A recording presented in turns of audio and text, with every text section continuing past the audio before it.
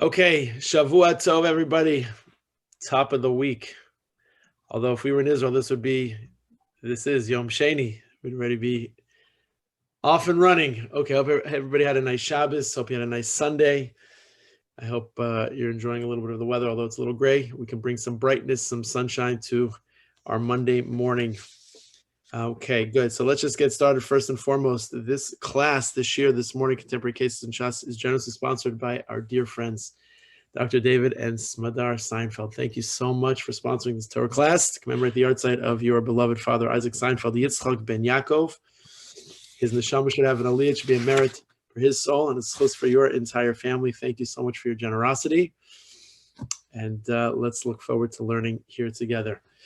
Okay, so we have an interesting case, another one of our fascinating cases here to study.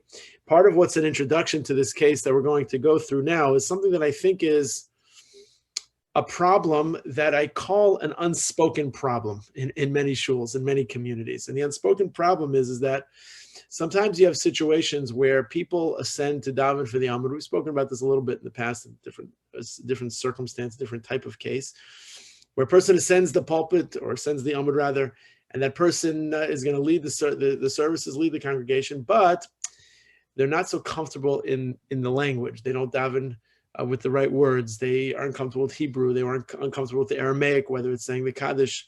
And the question that becomes is, if it is what we say is ma'akev. Ma'akev means, should that person not be allowed to lead the prayer services? At what point do you correct that person? Now, we know that we're very, very exceedingly scrupulous when it comes to correcting about Koreh, right?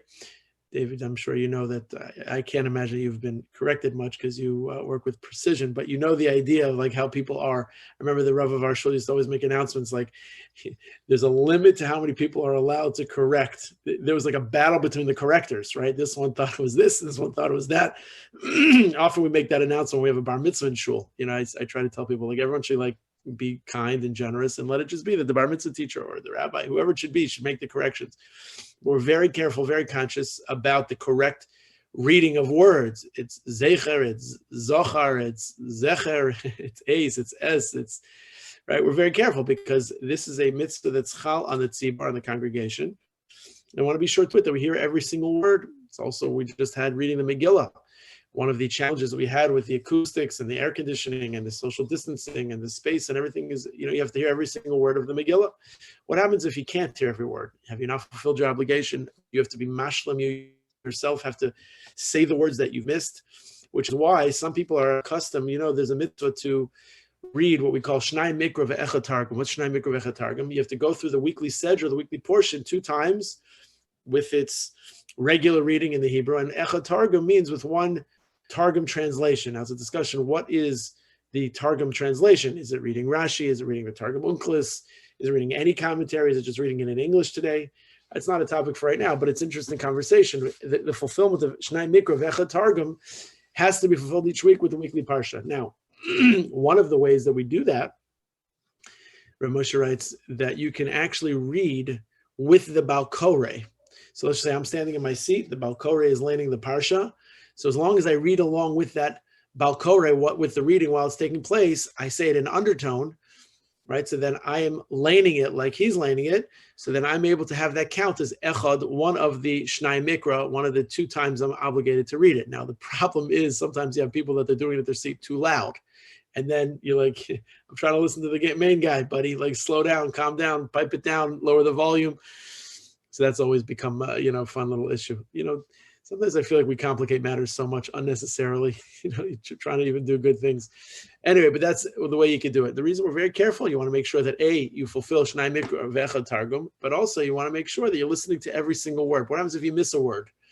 As we don't hear every word. What happens if you don't have the right word in davening? What if the chazan doesn't say the right word? Or what if a person, and we'll get to our case now, what happens if a person is in a compromised situation where they can't enunciate the words the way they're supposed to, and maybe they were once able to, or maybe they know the way they're supposed to be said, but they're not able to do it anymore. They stop saying brachas, they stop davening? Of course not. So what's the halacha? What's the case in a situation where there's a compromise or there's an inadequacy or there's an inaccuracy as it relates to davening or saying brachos? Now this case is unique because it's talking about a single person, what their situation is. But obviously this dovetails into whenever you're saying something on behalf of others, the correctness that's critical, that's obvious, and that's necessary when you call to compromise because you're not saying the words correctly, how often and how accurately do those person have to be? Now, I try very carefully to make sure that the people are, it's obviously not possible to always get it right, but the people that are davening for the Amud, that they are saying the words correctly. In fact, we've invested time, resources to be sure to it that the people who are davening for the Amud know how to daven, get sometimes even tutored to know the words that they're saying have to be said correctly. Just because a person, for example, is an Ovel, is a mourner, doesn't mean that they have the skills of being able to lead the services. Even though it's a big schus, it's a big merit to do so. If you know how to do it, then good. If a person doesn't know how to do it, it might be a bigger schus for that person not to do it than to actually go ahead and to do it. But we can get to that in a little bit. Okay, so listen to this interesting case. It's Siman Lamed Gimel, chapter 33. And this is talking about a person who's a chola, a person who's sick. Now what happens? What's that mean? That person is sick, and because of his illness, says Megam game, he is, how do I translate Megam game, Doc? Confused? Disoriented? Stuttering. Stuttered, yes, thank you. Stutters, good. And a medallic tevos, and he omits a letter or omits a word. He makes some type of error, whether his davening is correct, whether he's in fulfillment of the mitzvah. So listen to this case, and there's just an unbelievable answer here, and we'll see how this can be applied in other areas as well. This ill person, because of his illness, medallic tevos shlemos mibrachos. He recites blessings, but those blessings are incomplete. He leaves out words or he leaves out letters. I think I've mentioned this before. I have a family member, a little bit of a distant family member. Let's call it a second cousin 15 times removed, just for the purpose of this Torah lecture, is that when he says a blessing, he says, Baruch atah Hashem Elokeinu melech ha'olam. It doesn't say melech ha'olam. There's a lot of commentary in the Shulchan Aruch and the Mishnah Berurah about what happens if you omit an essential word. What happens if you omit a word? What happens if you omit an essential word? The essential word is melech. It doesn't say melech, it says mela, like watermelon, like mela ha'olam. So what's the case then? Does that create a situation where it's ma'akev and you're not fulfill your obligation? The answer is it does. So this is the case. This fellow's ill. For whatever the reason, he's not able to say the complete word, the complete sentence of that bracha. V'gam minusach hatfila, and also the language of the tefillah, mitchilas habracha umisofa, from the beginning of the blessing to the end of the blessing. And the question is, ha'im yesh b'zeh mishum mishana matbeya shetavu chachamim. Now that's just a statement. That's just a phrase that is used. That mishana matbeya. What's matbeya? Like the coin shetavu chachamim. You don't want to indicate a change, a distinction from that greatness that the Chachamim, when they established through the Anshe Knesset Agdola, the organized tefillah, the words that we're supposed to say, certainly you're allowed to add tefillos and personal supplications to your davening, but to change the words we don't do. We don't change the words. So that's what he's referring to. Or would it be that in a situation where he's lost the word, he can't complete the sentence, he misses a pronunciation, is he meshana madbeya shetavu chachamim? Has he changed the ways of the chachamim, b'choisav levatola, and thus it would be a blessing in vain? Is it a bracha levatola? Ve'ein levarach iman. You can't bless with him. You can't hear a bracha from him. So in the case of a shlich tzibor, that person should be yanked. Or in the case of even being motzei another person for a bracha, you come to my house for a Shabbos meal, and I say Baruch atah Hashem hamotzi lechem min haaretz. I didn't say those words in full. I didn't say melech haolam. So now I can't fulfill my obligation through my saying it. You can't fulfill your obligation through my saying it. So what's the halacha? What's the din? Is a case of mishana matbeya shetavu chachamim birchasa levatala? It's a very strong statement. Is blessings in vain, or is there something to be said for what he's thinking about, what he thinks, what he hopes, what he knows to be correct? And there might be circumstances of leniency. And certainly when you talk about a situation where it's b'makom sheinish, you don't have that many choices. Let's say the bench isn't so deep. How many people really know how to daven for the Yomid? Maybe it's better. It's an eis lasos heferu tarasech, which means it's a time of extraordinary pressing circumstance and consequence. And therefore, maybe there's a leniency. Okay, so that's the case. And obviously, there's so many different adaptations as we just in our introduction are sharing. Let's go through this response. Here we go together. Said Nira. So it appears to me, Nira she'adif she'yishma habrachos v'hatfilos me'acher. It seems to me that if a person has a chayla, a person has an illness, a person has a sickness, a person has some type of difficulty, so it's always better in a situation where you're going to compromise the fullness of the recitation of that bracha. He says it seems that it's adif, it's preferred, it's ideal for a person to hear the bracha or tefillah from somebody else. Now that's introducing also a very well-known sugya in Maseches Brachos, the concept of shomea ka'ona. What shomea ka'ona mean? Anybody know? What shomea ka'ona? That listening to it, hearing it, is as if you're answering it. Now, there's a very, very important principle because it has also a lot of different components of it. So, for example, if let's just say I hear somebody say something, you make a bracha, you hear a blessing from somebody, and I don't necessarily answer it. Now, the reason why I don't answer that bracha by saying amen is a circumstance that I'm in. What's the circumstance? What's a classic example of a circumstance that I'm in that I can't answer that bracha? Anybody know? So let's just say you're in the middle of Shemona Esrei. You're davening a longer Shemona Esrei, and for whatever the reason, the chazan starts Chazar Hashatz already before you're finished. So in order for you to fulfill the obligation that's necessary of Chazar Hashatz, which that's argued also machlokes in the Rishonim of the Gemara, do I need Chazar Hashatz? I don't need Chazar Hashatz. I just need my own tefillah. That's tefillah b'tzibur. As long as I have a tefillah with the congregation, that's fine.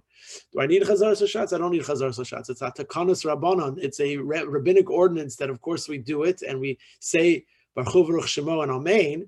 But what happens if there's a part of the davening that I can't answer because I'm in the middle of my Shemona Esrei? So what's the halacha? What do? Do you keep davening or do you stop? So the answer is you stop, you pause. You don't stop your Shemona Esrei. You're not oiker raglav. You don't take 3 steps back. But what you do is you're silent and you're listening, and your shomea is ka'ona. You're listening to it, an attentive listening to it, I should say, is ka'ona. It's as if you've answered it. And so therefore you fulfilled whatever you needed to fulfill because of an inability to actually respond. And now there are those who actually have an even more lenient opinion.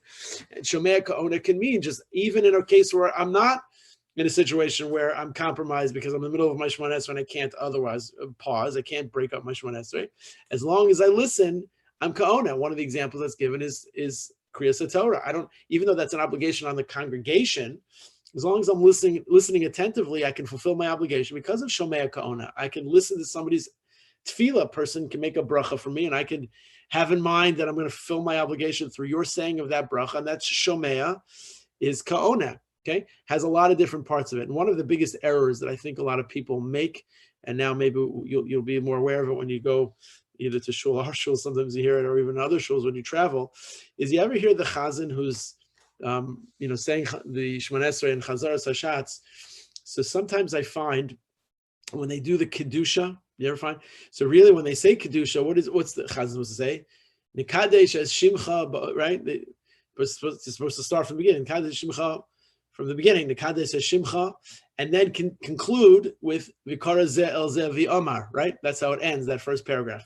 So sometimes what happens is I see either the Chazan's either in a little bit of a rush or he doesn't know this halacha. He just says, Vikara Ze El Ze V'Omar, right? He just says the last part of it. It doesn't say the whole thing, right?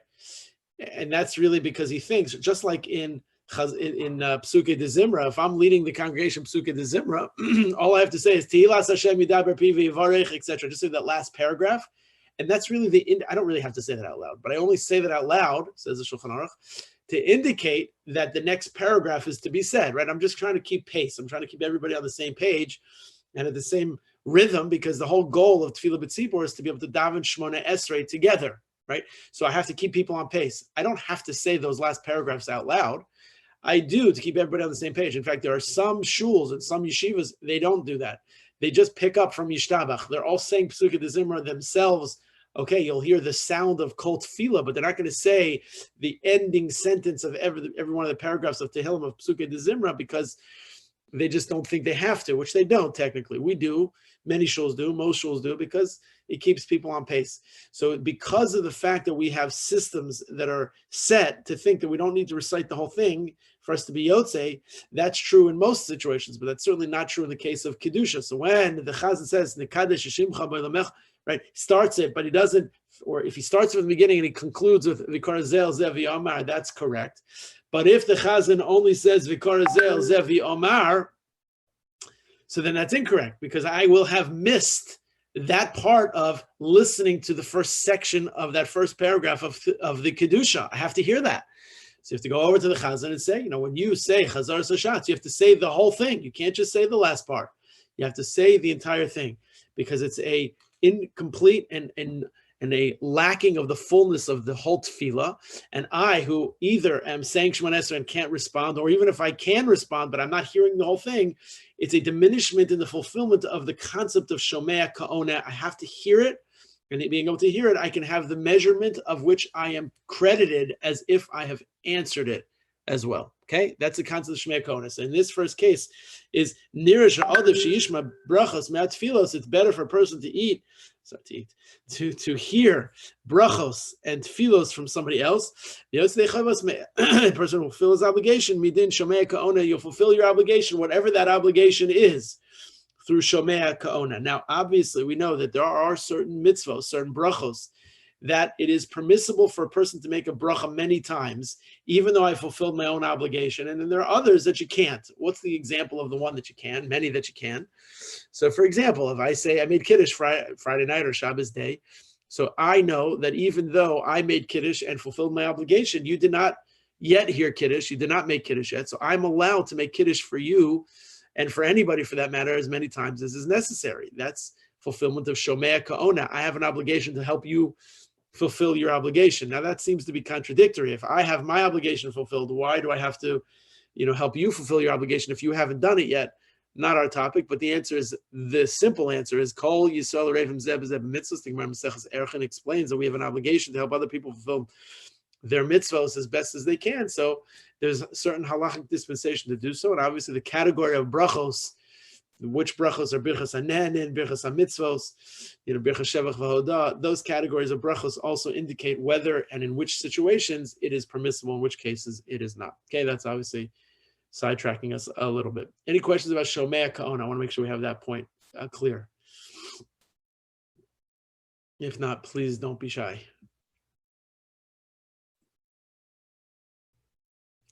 Okay, you know the concept of Shtika Kahida? You know what Shtika Kahida means? We have a little bit of Shtika Kahida here. That's nice. If you don't know what Shtika Kahida means, silence is an acceptance of understanding. So in that silence, I'll assume we understand the concept of Shomei Koina. Good. Now V'i Efshar. Now, what does it mean, V'i Efshar? If it's V'i Efshar means if it's not possible. Now, we have in halacha many situations where it's E Efshar. One of the ways that we know that V'i Efshar means it's just not possible. So the first example is, good, a person doesn't have the echolos, the ability to say the bracha himself correctly. So you know what they're going to do? They're going to find somebody else to say the bracha. Good, that's fine.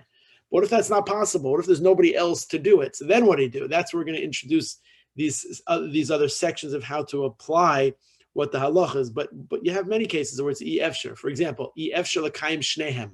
You're not able to do two things at the same time. You can't read two Torahs at the same time, right? With Parshas HaChodesh, this coming Shabbos, or Parshas Parah last Shabbos, so you can't read two. It's E Efshar l'kayim shnehem. You can't read them both at the same time. B'vas achas. You have to pick one. You can't put talis and tefillin on at the same time because you just can't. Sometimes you have situations where you just cannot do two mitzvos at the same time. So you have different applications. Tadar v'sheinu tadar kodem. We know that which mitzvah is more frequent than one which is less frequent. Then we choose the one which is more frequent. That's of course why we put talis before tefillin. That's why we pick the weekly sedra versus the occasional sedra. But then there are other situations where it's because it's E Efshar, because it's not possible, it means you're putter from that mitzvah. I might just not be able to do it. So if it's not possible, it doesn't mean that you're derelict, you've lost an opportunity to do a mitzvah. It just means it's not possible. So when it's not possible, so according to the poskim, you're putter. It's putter, it's exempt, and therefore it's kilu. It's almost as if it never happened.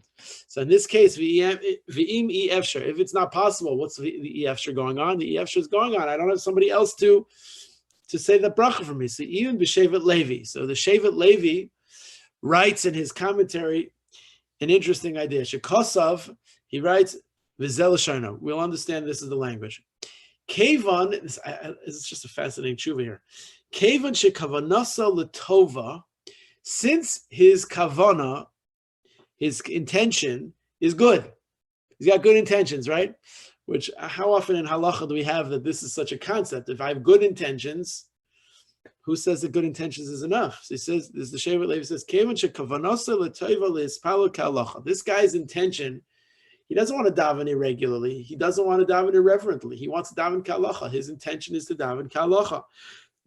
But here's the problem. Because of his chayla, because of his illness, rak be'emtza, in the middle of his davening, tafsu machlas hadilug. You know what happens? Because of the illness that he's dealing with, so it's taifes machlas hadilug, which means it just gets him, it grasps him, it overcomes him, it overtakes him. Now, that's the cause and the reason for his dilug, for his, lacking the completion of either that sentence or of the word. Now, this is a chayla, a sickness. Obviously, one of the cases here is stutter, or sometimes what happens is just pure sheer nerves. The person's just nervous.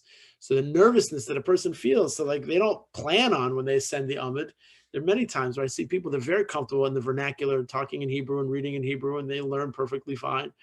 I don't know, but for some reason they stand in a pulpit, they stand at a bima, they stand as a shlich tzibur, they get all nervous, they get all sweaty. I mean, literally, there's somebody that I know is a massive Talmid Chacham. He simply cannot stand as a shlich tzibur.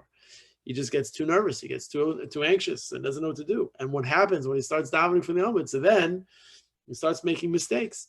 So rak be'emtza tafsu machlas hadilug. So then the illness that overcomes him. Eino nichnas begeder motzei shem shamayim levatolos. He says, if this is the situation that happens, so since this is what happens, this doesn't count as a situation where it's motzei shem shamayim levatolos. It's not that he now, made a bracha levatola. It's just a different way of saying it. Motzei shem shamayim levatola. It's like a bracha levatola. Motzei shem shamayim levatola. It's not that he intended to do that. Now, it would obviously be a different situation if it was what we say in halacha is called a psik reisha. Does anybody know what a psik reisha is?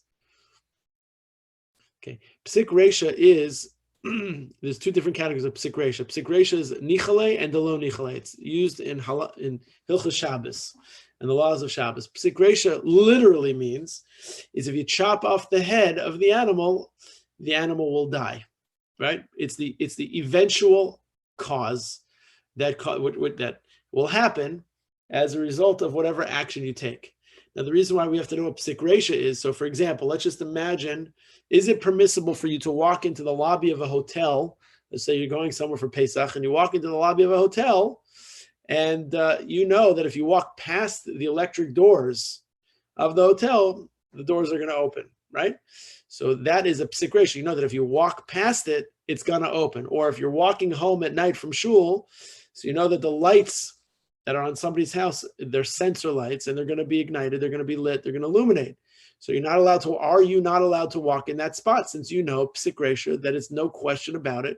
It's going to be that you're going to walk in that spot, it's going to create an illumination. Is it because of what you do that creates that chilul Shabbos? Or let's just say security cameras. You have your security cameras on, so do you have to turn them off on Shabbos? Now, what happens if you turn them off on Shabbos? Then what kind of security is that? Do you have the halachic dispensation to allow them to stay on? So psik reisha means it's just a Talmud term for saying that you chop off the head, but the chop off the head will result the animal's not going to survive. So if doing A causes B without exception, so then we say that it's not allowed, it's prohibited on Shabbos. Machlokes in the Gemara, and one of the categories where the machlokes is found is whether it's psik reisha, that it's nichale or it's delo nichale. Nichale means that it's of benefit for you and it's not benefit. So for example, since we say, I'll give you, here's one category would be for benefit, one category would be for not benefit. So so we have cameras in shul, right? So we have cameras in shul, different places on the outside and the perimeter of the shul. So before we did the most recent upgrade, we actually had a camera. I don't know if you remember. I think it's actually still there. I have to remember when I walk back into the shul later today. There was it's not a hot camera, meaning it's not on, it's not connected to anything, but there's a camera that when you walk in the front door, you can see people that will come through the front door. Okay, do you remember that camera? I don't know, whatever it is. There's a camera there. Okay, so once upon a time it was active, it was connected, and at once upon a time inside the shul office there was a screen, a TV screen, and that screen would show all the cameras like you would have at in any business, you know, we have a security guard that's sitting at manning like the front station of the building area, and he's looking at all the screens, he's managing all the spots in the windows and the doorways and alleyways and entrances and exits and things of that sort, right? So it happens to be that you'd be able to see somebody comes into the shul. Obviously, you want to see who comes in. So one Shabbos, it happens, there were a bunch of kids, it's going back a few years ago now, there were a bunch of kids that they figured out that if they stand in front of the screen, they'll be able to, of the camera, they'll be able to go into the office and they'll be able to see themselves on TV. So they were able to get into the office because kids are kids, and there's that little very easy access little window when you walk in, obviously. And one Shabbos, late after davening, I see that there's like a whole circus going on. The kids are in there doing interviews, pretending like they're like on some news channel, and the kids are in the front waving, right? That's nichale. That would be not allowed, right? Obviously, they're children. Forget about the pachos megil chinuch. Leave that for a moment. But the idea is that it's of benefit. There's a certain hana, there's certain goodness, certain enjoyable part of that. There's a lot of versions of that, but let's just go with that. That would be one reason why standing in front of a camera would not be allowed, right? So, for example, somebody's asked me, over the years, people have asked me, knowing that there are cameras inside the shul, can you have the recording that is recording the bar mitzvah boy laning? Can that recording be then delivered to the family as part of Rabbi, keep the chumash. I don't want the chumash, my son, right? You don't want the chumash. Keep the chumash. Just give me the recording of my son laning on Shabbos, because I know you have the footage. So you can't give the footage, and you certainly can't rely on that footage, even if I have that footage. But it's interesting, shaila and halacha. Let's say you have a saba and a savta who missed the bar mitzvah. Are you able to have that? Okay, that's for shoulders far larger than mine. But that's where that's nichale. It's an eventuality. It's a causation that's no question going to be. It's going to happen, so therefore it's nichale. Now, in the case of sensors, you don't necessarily know that because you walk here that the sensor is going to go off, unless you do know. And if you do know, Rav Shlomo Zalman Auerbach writes in Halicha Shlomo that if there's something called, it's bederach halicha, it's the normal way that you go. You don't have to go around town. You don't have to go now into Boca Grove by via Glades, because you know that if you enter the shul area that it's going to be, start lighting up lights. Now, if you know there's a way to avoid a sensor here and there, ideally, of course, if it's just as well and just as easy, you can. But I'll give you an example where it's the low nichale. It's not in your best interest, and that's why having video cameras is okay on Shabbos. Is that nobody wants to be caught on those video cameras, unless you're like a teenage kid, unless you're like a little kid who wants to have fun on the screen. But if you're a crook, if you're a criminal, and you're breaking in, you're trying to duck from those cameras. You don't want to be caught on those cameras. Those cameras are not where people are going to have hanoah. Those are cameras that are going to hopefully prevent a robber, prevent a thievery. So that's where it's the low nichale. It's psikresha. It's true that he'll be caught on camera, but he doesn't want to. So since he doesn't want to, if you catch him, you're allowed to keep it on. Okay. So here we say that in this situation, so Kavan, since his kavanah, his intention is good, he wants to daven ka'halacha, he wants to do it as it's supposed to be. But what happens in the middle of his davening? Okay, even it's not that it's a psikresha. It's not that he starts it knowing that he's going to make a mistake. He starts his davening thinking that he's not going to make a mistake. He thinks that he's not going to be interrupted. He thinks that maybe he's got a grasp on his nerves. He's not going to err. So it's not called as a bracha levatala because after all, he didn't plan that. He wasn't intending that. Now, if you knew that you had an illness or you had some circumstance that was going to create that, that's a different conversation. That might be that it's better for you to avoid a situation where you're going to come into the category of Motzei Shem Shemayim Levatala, a bracha levatala, blessing in vain. You don't want that, but it's not in your control. So if it's not in your control, and there's always a possibility, and even if you know that you have an illness, but you don't know if that illness is going to act up, it's going to flare up, that doesn't mean you can never down for the Amid. It doesn't mean you don't make brachos anymore. It doesn't mean that you now no longer participate with the Jewish people. Chas v'shalom. It says, "Ulai al kol panim yesh l'lamdo." At the very least, he says that one should teach this person that what happens in a situation where he would be not able to complete his blessing through recitation, through dibor, with words, al kol panim yigmor b'machshava. He can complete it with his machshava. That sentence is like humongous. Such a powerful sentence. It's like so new. It's so nuanced. right? This fellow has to be taught. Okay, I guess there exists, maybe this is true that exists for everybody and anybody, I don't know. Let's just say a person, he knows that maybe there exists a chance he's going to start a bracha and he's not going to be able to finish the bracha, that he should be taught that whatever he's not able to finish by him actually saying it, you know how he can finish it? He can finish it by his thoughts. That means, Baruch Atah Hashem, I'm not able to say Shahakol Niyeh B'Dvaro, for the case in hand, but I could think Shahakol Niyeh B'Dvaro, and that's considered a Gemar Bracha. That is such an unbelievable novelty. Now, unfortunately, where that tshuva, this response that can be taken advantage of, obviously, is that people will be doing this all day. I'm thinking about my tefillin, I'm thinking about my brachos, I'm thinking about Shemona Esrei. That's not what it means. It means circumstantially that if you start a bracha, that it can be completed with his machshava, with his thoughts. That's a huge, huge statement, and it has so many different adaptations in such a situation, whether it's a chayli or whether it's a makam mitunaf, it's a dirty, filthy place. You think about something in a place you're not supposed to, or whatever the situation may be. I remember there was a person who was incarcerated who once asked me a shayla when I went to visit that person. They feel that they're given the ability to daven and pray, but they're not able to pray with kavanah properly because it's a dirty, filthy, lessened type of place. So what do you do? So obviously at the time I explained to this person, try to find and tell them if there's a chapel, what have you. It wasn't like they were looking to give this person all these rights. But suffice it to say, there's an interesting tshuva that you could start with saying half the bracha is one way, half the bracha is another way. One foot's in, on the East Coast, one foot's on the West Coast, and Shalom Al Yisrael.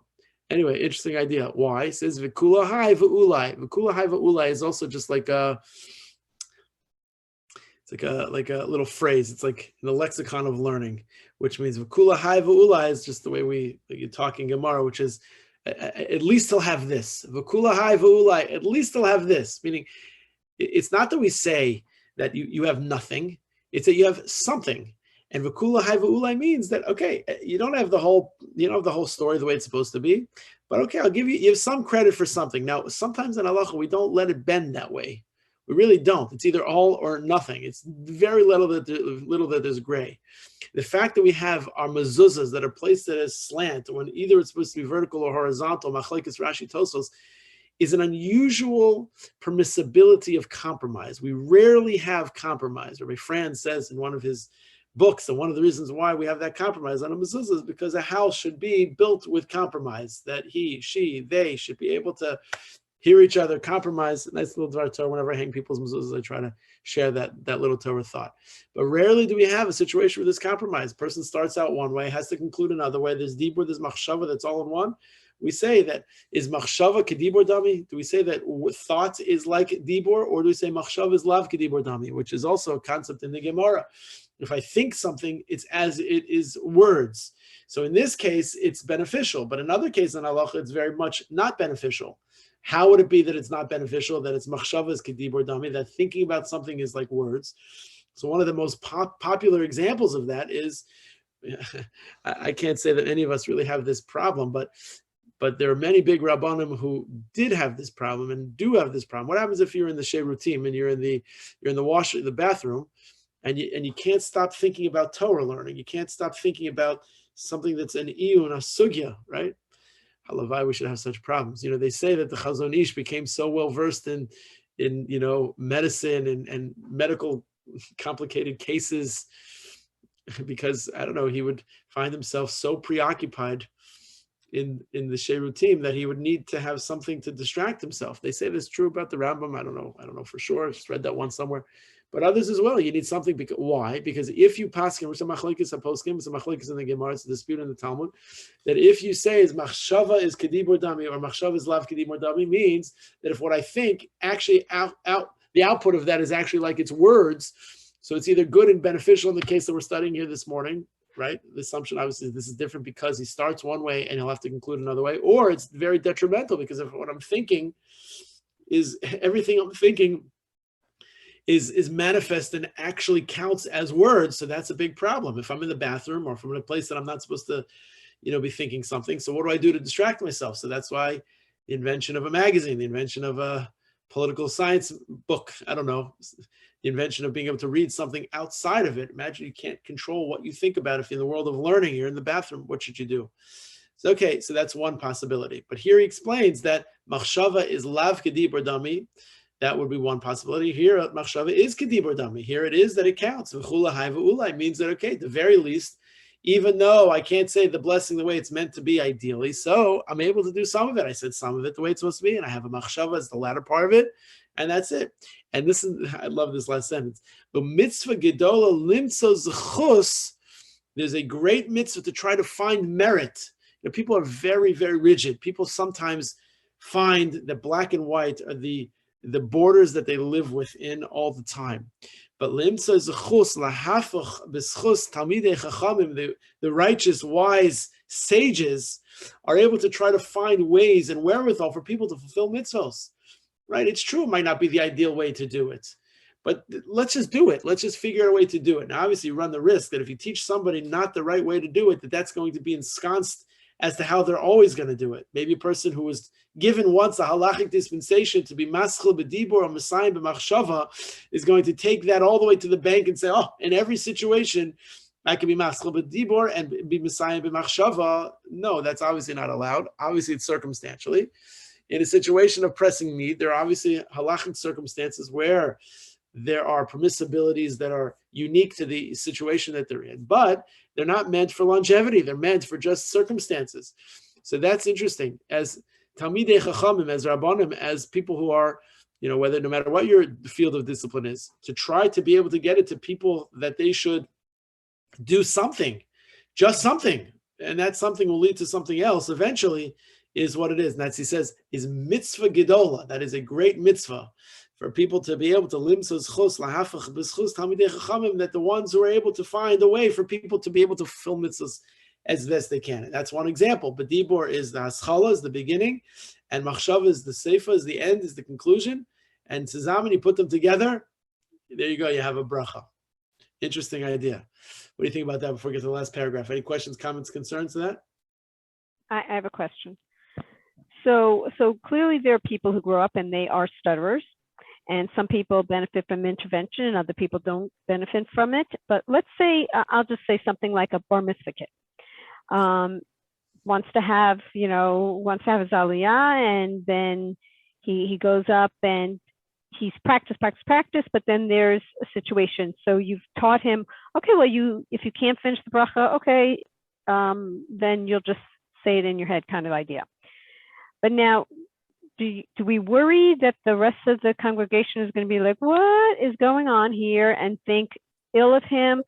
Like, what do you do about that? And what if, let's say he has practiced with you and you know ahead of time, oh, he's good to go, but then at that moment things sort of fall apart. Like, yeah, how do you treat that? Yeah, it's a hard case. I will tell you just from experience, we had a case like that a few years ago. This is the exact case. Uh-huh. It's probably going on, I would say probably now, it's probably like 7 years ago, 6-7 years ago. And there was a bar mitzvah boy who had a very, very intense stutter, very, very intense stutter. It was tremendous angst and anxiety for his parents. They were very, very nervous. And, when I would practice with him, I spent a lot of time with him, he had it.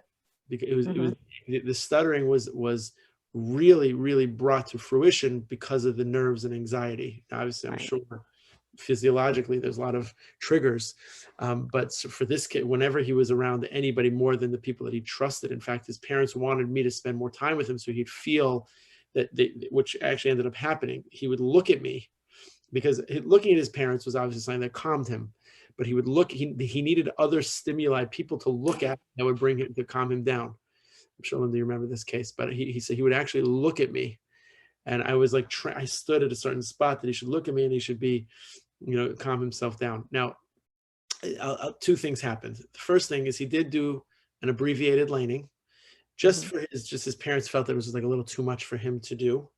Like the preparation was, he did an abbreviated laning. And I could say this, is that, sure, was there a concern? Was there a worry that the people would feel unsettled? What's going on here? It would add to it. There's no question about it.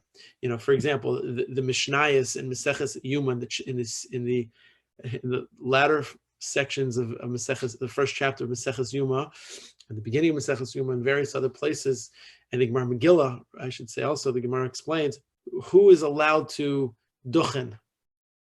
Are all Kohanim allowed to duchen, right? So there are a lot of different examples of which Kohanim are not allowed to duchen.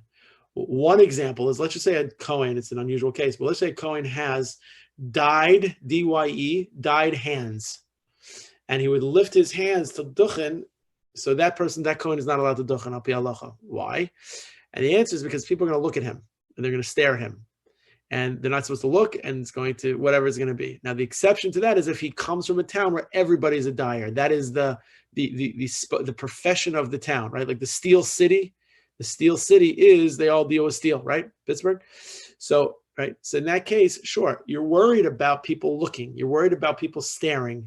So I don't want to overlook that and not state that in halacha. There is a concern that people are going to look and stare, and therefore there's a change in the halacha. In the halacha, if a person it looks different, there is a certain consideration in the case of birchas kohanim. Good. In this case, sure, I was also a little bit anxious that the people would maybe be insensitive, they'd be a little bit growing impatient. You know, people can be very tough. But I also felt there's a concept that I think becomes overlooked that is far more necessary than we give attention to, and that is being hevidanis kol adam l'chavschus, which means giving people the benefit of the doubt. And that doesn't just mean giving people the benefit of the doubt about things that you don't see the whole story. You should assume the end of the story is positive. That's for sure what it means. But being dan l'chavschus means like a little bit of compassion, a little bit of mercy, a little bit of like sensitivity. So I was actually, as much as I was celebrating the boys' bar mitzvah that Shabbos, I was also celebrating what I was hoping was going to be, which ended up being a community that's just going to be able to handle it. They were going to be able to like read the story, see the situation. Listen, if it would have been a whole long parsha, if it would have been Parshas Vayakel B'Kudei and Parshas Chodesh, I think it would have been a little bit too hard for the family. And the family understood the challenges, and they just made it possible for the boys, so he didn't have to read more than he could read. But yeah, the community was, I did whisper to a couple of the Gaboim, obviously, that there should be a sensitivity, and I was very proud that most people, I didn't hear from one person that Shabbos, and it's good that I didn't, because I would have been so highly impatient if somebody would have complained about somebody who has a situation. The community was soared with flying colors, and they understood. They got to the Kiddush about 10 or 15 minutes later, and we got home a little bit later, and they handled it, and that's what it is. So sure, I will tell you this. And this is obviously something that can be continually changed, and it's amazing how there's so much to know and so much to trust, even though sometimes there's things you just don't know. So I could tell you that before that. So we've all been to shuls before where a bar mitzvah boy, bat mitzvah girl, they speak in the shul, right? You've seen that happen where they get up and they give their Dvar Torah in shul. So right. We've done that obviously over the years, but actually I stopped it. I should say I put it on hiatus. And the reason why I stopped and put it on hiatus was in the area and the time when this boy was becoming bar mitzvah, because he had about 4 or 5 friends in the shul who were also being bar mitzvah, and they were going to get up and they were going to say a big pshetel, a big Dvar Torah in shul, and this boy, there was no chance he was going to be able to look at the synagogue and look at the people and do that. And I didn't want him to. It was such a monumental feat for him to be able to lane it all, that I felt like it's not necessary for the bar mitzvah boy to speak in front of the shul. And even though it might be that he's missing an opportunity, a rite of passage, I thought that rite of passage, it's a lesson that's more important to learn. They'll speak at the family meals, and I'll attend and I'll be there, whatever it will be. And that's kind of like what happened. So I'm not opposed to, obviously, that situation where bar mitzvah boy will speak. If the parents are very, very, very headstrong about making that happen, I don't answer it, but I do remind parents that not everybody has children that are not only capable but are comfortable to be able to do it. So you should be sensitive to the ones who are not. It puts an unduly amount of pressure on kids that either have cases like this where they have a stutter, or they have other anxiety issues, or just not able to do it, and it's just more embarrassment than it is goodness. Whereas I find that when the kids speak at the family meals, they're around more familiar people. It's not as not as stressful, and it's actually far more meaningful. So I'm able to be successful in telling people to do that. They usually do that. People have said to me, Rabbi, why don't you have the bar mitzvah boys, bar mitzvah girls speak in the shul? It's not but they have to understand there's always a backstory. And the backstory is because I could not let this boy be embarrassed. And he was not going to do it, and it was just going to further his embarrassment if he would be the only one in that group that wasn't going to do it. Now, obviously, these can be revisited over time, but I happen to think that I've seen, even when kids don't have such a severity like a stutter like that, I think that there's a sensitivity. But there's what to be said. It's true. The congregation might be a little antsy. It's okay. It's all right. I don't know. I find that it's good. It's good for them to learn it a little bit sometimes. But I have a question for you. Another one, which is if you're going to be making halachic decisions based on machshava, on your intentions. In this case, I understand the person has physical limitations. I understand the person is sick, maybe.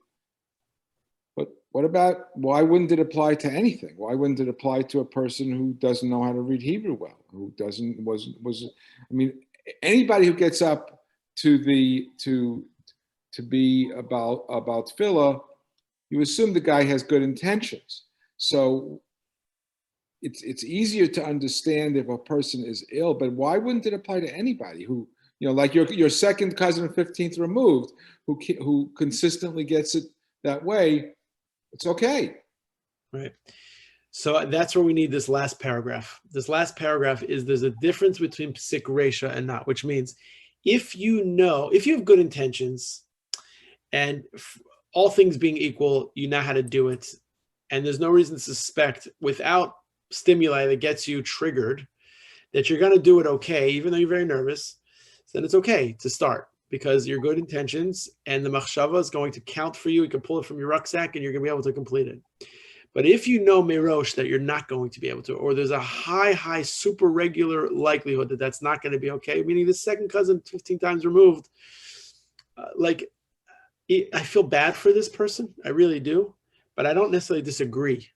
I hope that they're going to be able to get the confidence and be in like a smaller situation that's going to build their confidence in themselves to be able to do it. But if you know that you're going to make a mistake time and time again, every single time, there are people that just suffer from dyslexia. There are people that just they're reading something and and what they read and what they pronounce and what they see and what they say, they don't align, right? But that's what he says in this final paragraph.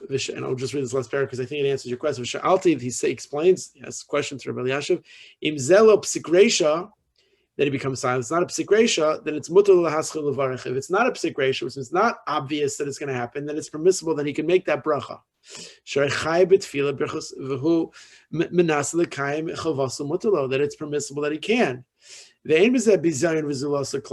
Which means he ends this by saying that if it's not a psik resha, if it's not obvious, fine, he can do it. And he has an obligation to daven like everybody else. But if it is a psik resha, and one of the cases I'm thinking about is the guy who doesn't really know how to daven. His whole davening, his whole life, if he's even davened as much, his whole life is, he says, Asher yishvei beisecha, count, wait. He doesn't say the paragraph in between, right? He just says the words that he knows, and he doesn't even know all of the Shemona Esrei. Doesn't know all the words of davening, and now he has whatever the reason. Unfortunately, he's a mourner. He has whatever reason now. He has the feeling that he's going to daven for the Yom, but he doesn't really know how to daven. He feels an obligation to do it, and he's going to do whatever he needs to do to get there, but he doesn't really know how to do it. So that person needs to be trained really before he can do it. And machshava, good intentions, isn't enough. The right reason isn't enough. If you know for sure you're going to make a mistake, or in all likelihood you're going to make a mistake because you've never learned how to do it, so then it's not okay. Then it's not allowed. Where it's unexpected, or even if it's known that you have an ailment, a physiological reality that's going to create circumstances going to make an error, you can start, because we don't know for sure that it's going to be that this person is going to go into stutter mode or epileptic, episode and things of that sort.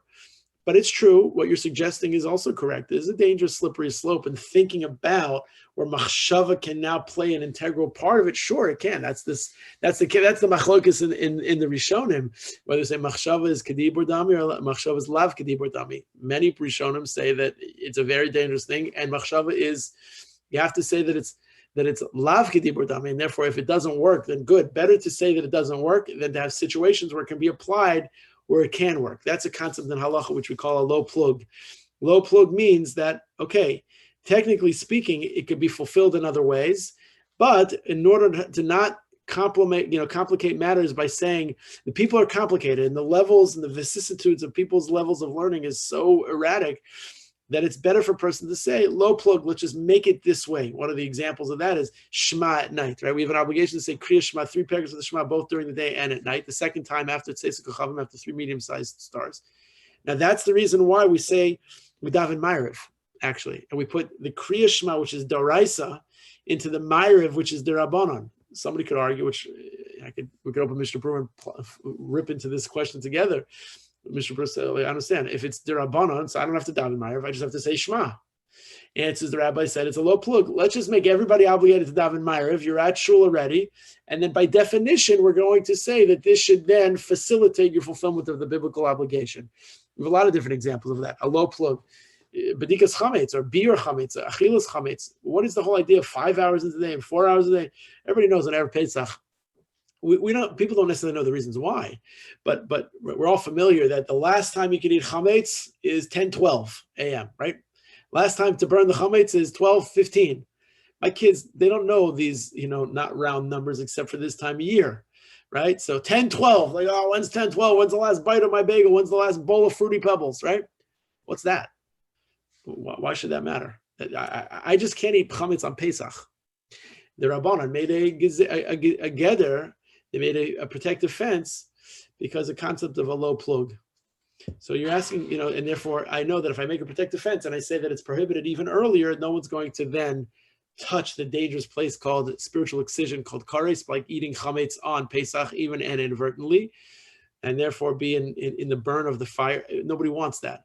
You're right. It's definitely a little bit of a dangerous and a slippery slope, and certainly with outreach and kiruv and things of that sort, machshava is huge. Here's the struggle: is you're telling people to constantly have good machshavas and think properly and have good kavana, and it works and it works and it works. But we don't want it to work too much, because if it works too much, then you're gonna just lay in bed all day and like say brachas and daven and eat matzah and keep Pesach and without doing it. It's the combustion, it's the synergy of the machshava and the asiya. That's a good topic for a good drush one time. Like the machshava and the asiya, what you think and what you do, the actions and the thoughts. But that's really the tefillin is. The tefillin shel rosh is on the moch, on the mind, and on the intellect, and on the which is supposed to facilitate what you intellectually know, and the tefillin shel yad is opposite the heart, which is the emotional, the feeling, the regesh, and one brings about the other. It's a good question though. Anybody else? Yes, Doc. Yeah. If I can amplify on that, if somebody has a physical or even an emotional impairment that is preventing them from, interferes with their davening, I would be the most lenient person on earth with the bar mitzvah boy or whoever it is. Sure. But we do have some people who they're just sloppy, and they get up, they daven faranomit, you can't understand what they're saying, and their intentions may be good, but because the obligation is on there are two parties here. There's a person who's making the bracha, and there's a person who's hearing the bracha and hearing the Megillah or whatever it is. And there's a heightened responsibility for that individual to make sure that it's not just, I thought I said it right. You didn't. Somebody has to be able to say to that person. Now, I'm not advocating that people, shout out and correct like I've seen in many shuls, but I think the leadership of the shul has to approach that individual and let him know that this is not right, and we can work with you. We want you to daven faranomit, but you got to do it right so that everybody fulfills the mitzvah. Yeah. It's tough. Yeah, I know personally. I work as much as I can to try to myself tutor them. I've actually hired tutors for them, and sometimes it works, and sometimes it works for a short period of time, and sometimes it stops working. It's tough. It's a tough thing. But you're 100% right. The difference between, listen, there's no question about it. You're standing in line at the grocery store, and for a baby's crying in the carriage in front of you. It's annoying, but it's a baby. That's what babies do. Or an elderly gentleman cuts you off in line, and you're like, just as the ire is like just burning inside you, they like lift their arm, you see numbers tattooed to their arms. They're like, okay, nope, a little rachmanis, right? And then you see like a 45-year-old whippersnapper. He like cuts you off in line. He starts crying. He starts carrying on. You're like, this guy's a maneuver. You're calling like, give me the superintendent. Get this trash out of here. Like you tend to, rightfully, we expect people who should know better. Just being sloppy is like unfair to the people. If a person has a circumstance and a situation, we're all hopefully sensitive enough to be, kind and generous and forgiving and welcoming and supportive, all of those things. But 100%, Rabbi, Gabayim, leadership of the shul, always have to figure out how to do that. And listen, that's easier said than done, but that doesn't mean that the obligation is an exemption. The obligation is a chiyuv. It's an obligation that's strong. I make recordings for people. I mean, like I literally do, and sometimes I see it works, and sometimes it works less, and sometimes it works more, and sometimes, it's tough. It's tough, but point well taken. Point very well taken. All right, so good. In this small little tshuva, we got a lot of different terms, a lot of Gemara terms, a lot of different ideas, Shomea, Ka'ona, among them, and various other points, Machshava, Kedibur Dami, Machshava, Lav Kedibur Dami. Interesting cases. If you want to look in Shulchan Aruch and Siman Mem Beis, it also has a whole long discussion about whether you say brachos and birchos HaTorah could be in your machshava or not. That's some side reading. If the rest of your Monday feels cloudy and rainy and you just want to stay off the golf course and stay off the tennis courts and no pickleball for anybody, Siman Mem Beis.